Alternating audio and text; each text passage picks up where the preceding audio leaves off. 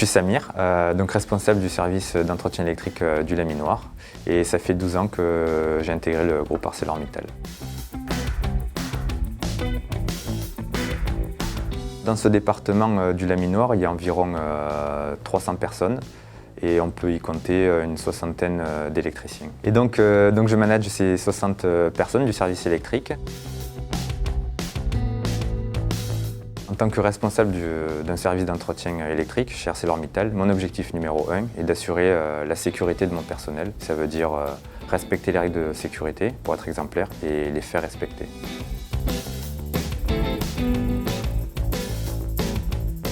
Les autres objectifs, c'est la fiabilité en fait, de nos installations. On se doit de maintenir un certain taux de fiabilité de nos installations. Donc ça, c'est l'objectif, je dirais, numéro 2. Et on a un autre objectif qu'on doit respecter également, c'est les coûts, comme tout site industriel. Pour atteindre ces objectifs-là, on se fixe d'autres objectifs, comme la formation et autres.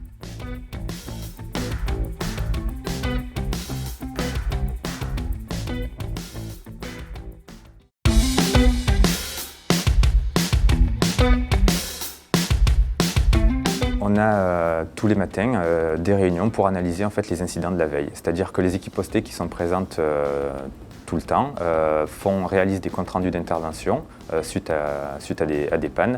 Et donc nous, le lendemain, on vient dépouiller ces analyses et lancer des groupes de travail pour éradiquer les anomalies. Et puis après, il y a la moitié de la matinée en fait, qui se fait sur le terrain pour aller voir les équipes, voir ce qui se passe. Vous êtes combien dans l'équipe aujourd'hui? 4? 3?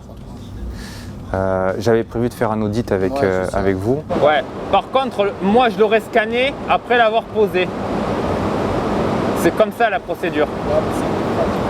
Non, mais normalement c'est comme ça, parce que comme ça on est sûr que tu l'as posé. Étant garant de la sécurité de mon personnel, on vient réaliser des audits pour s'assurer qu'ils font ça dans les règles de l'art.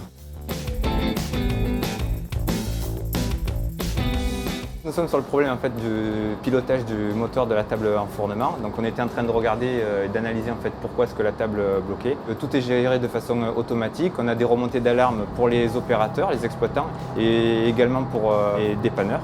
Donc ça nous permet de faire des premières analyses pour aller dépanner. En général, l'après-midi, on a planifié son agenda pour gérer l'organisation de ces équipes. C'est déployer des réunions à thème sécurité pour solutionner des problèmes. Ça peut être des réunions en fait, sur la formation pour monter en compétence nos agents. On est passé à plus de 1800 heures, on est à 1849 heures. Ouais. Contre combien on avait dit l'année dernière, l'année d'avant? C'était eu un peu plus de 800 heures pour l'année totale l'année dernière. D'accord.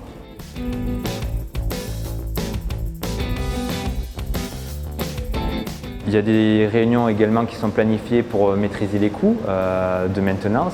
Donc là aussi, on essaie d'anticiper les dépassements de coûts, les dérives. Alors mon budget de maintenance courante passe essentiellement dans la prestation des entreprises sous-traitantes pour assurer l'entretien de nos machines.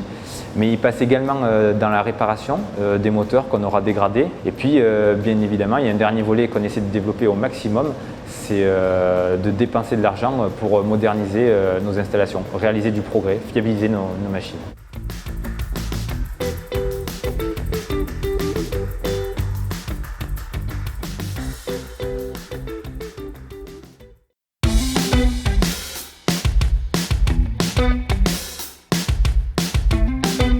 Comment est-ce que je suis tombé chez ArcelorMittal? En fait, c'est à l'issue d'un stage de fin d'études, sorti de mon école d'ingénieur. Donc, j'ai été affecté à un service où j'ai travaillé en fait, sur un projet d'environnement à l'acierie.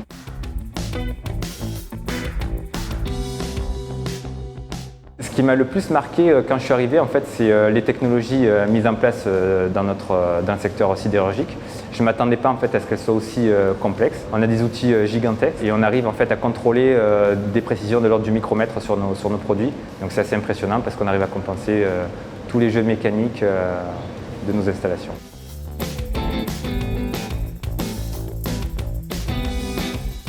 Au départ, j'ai été donc ingénieur fiabilité. Ensuite, j'ai pu prendre la responsabilité de cette équipe-là. Et puis, pour finir, mon poste actuel, responsable donc, du service d'entretien électrique où je gère 60 personnes. Et ce qui m'a aussi le plus impressionné, c'est la compétence des techniciens. C'est vachement rassurant de travailler avec des personnes qui connaissent leur outil.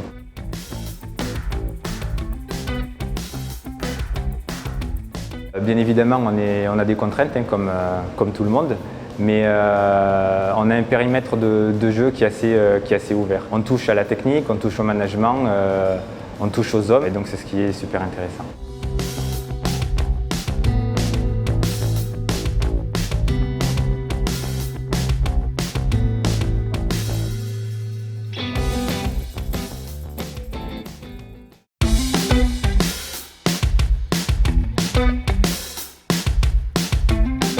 Les évolutions de carrière, en fait, elles sont multiples. On peut continuer dans son métier, dans un autre secteur.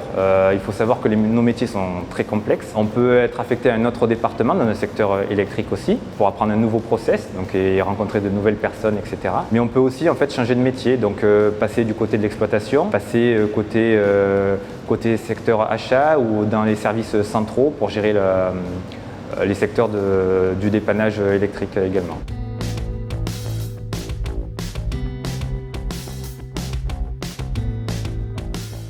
On peut être amené aussi à changer de site si on le souhaite ou si des propositions nous sont faites.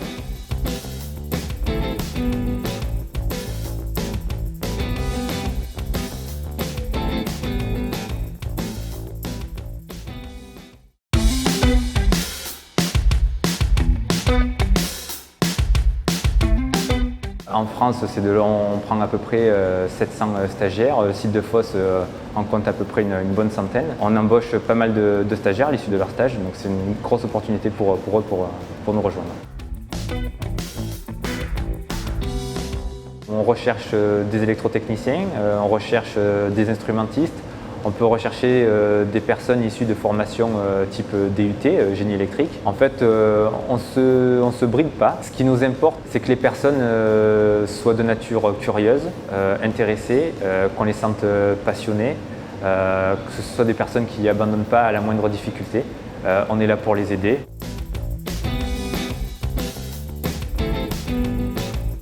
Ce que je dirais en fait à un étudiant qui serait intéressé par intégrer notre groupe, c'est que s'il est passionné de technique, il ne faut pas hésiter, c'est chez nous qu'il faut arriver.